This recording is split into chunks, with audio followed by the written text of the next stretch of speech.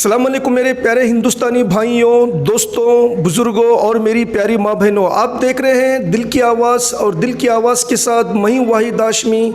आज हम एक मशहूर और मारूफ शख्सियत के पास आए हुए हैं माशाल्लाह, जिनका नाम डॉक्टर मोहम्मद साद बिलगामी है और ये जमात इस्लामी हिंद कर्नाटका के सदर भी हैं।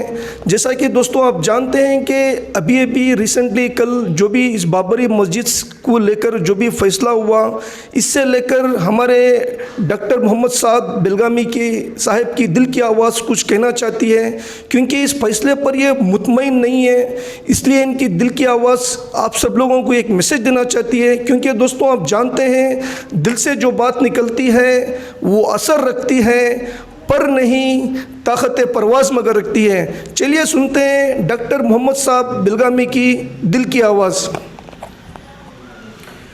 जी, ये जो फ़ैसला कल बाबरी मस्जिद इन्हदाम के सिलसिले में हुआ है, ये एक नहायत अफसोस और मायूसी की बात है कि जिस केस में 28 साल से मामला चल रहा था और इंसाफ की तवक्को थी, और एक ऐसा केस जिसके एक जुर्म होने के मामले में सारा मुल्क एक मानी में गवाह है।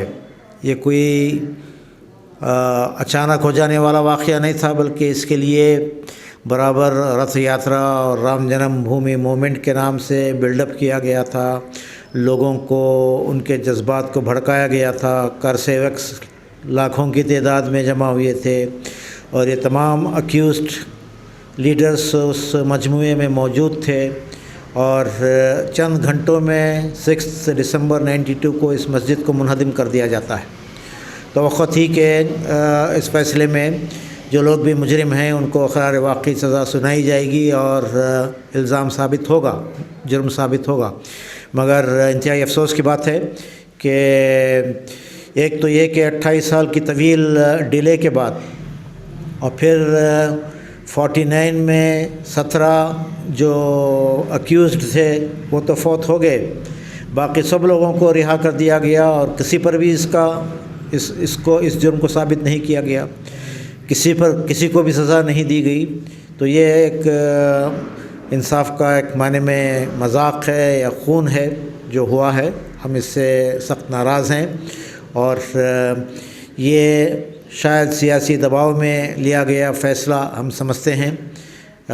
और all India Muslim personal law board की सदारत में इज्तिमाई तौर पर जो फ़ैसला होगा, जमात इस्लामी उसकी पाबंद होंगी। ज़ाहिर है कि इसकी अपील होनी चाहिए और फर्दर कार्रवाई होनी चाहिए, मगर इस मामले में मुसलमानों को जिस तरह सब्र और हिम्मत के साथ वो इस पूरे मामले में काम करते आए हैं, मुश्तइल होए बग़ैर सब्र और हिम्मत के साथ लड़ाई को जारी रखना चाहिए। एक है कोर्ट्स और अदालतें और एक है पब्लिक की अदालत और अवामी ओपिनियन और अवामी राय। हम देख रहे हैं कि इस मुल्क में कई एक लोग, कई एक पार्टीज़, कई एक जर्नलिस्ट और इंटेलेक्चुअल्स हैं जिन्होंने इस मामले में इस फ़ैसले की मज़म्मत की है, इसके ख़िलाफ़ बात कही है और इसे मुल्क के ख़द को कम करने वाला फ़ैसला बताया है। चुनांचे हमको लड़ाई जारी रखनी चाहिए, सब्र और हिम्मत के साथ हालात का मुकाबला करना चाहिए। जुल्म और ज़ालिम और मज़लूम और हक़ और बातिल और सच और झूठ की इस लड़ाई में एक फ़ैसला अखलाक़ी बुनियादों पर भी होता है और आखिरी फ़ैसला अल्लाह के हाथ में होता है। चुनांचे हमें इस मुल्क में बराबर अपनी लड़ाई जारी रखना है और अपने हक़ को हासिल करने और अपने ज़िम्मेदारियों को अदा करने के सिलसिले में हमें हमेशा की तरह पूरी तुंदही के साथ और पूरी यकसुई के साथ और पूरे सीरियसनेस के साथ आगे बढ़ना चाहिए। माशाल्लाह दोस्तों, अभी आपने डॉक्टर मोहम्मद साहब बिलगामी साहब की दिल की आवाज़ सुनी। वो अपने दिल का हाल बयान कर रहे हैं जो भी बाबरी मस्जिद का जो फ़ैसला हुआ है।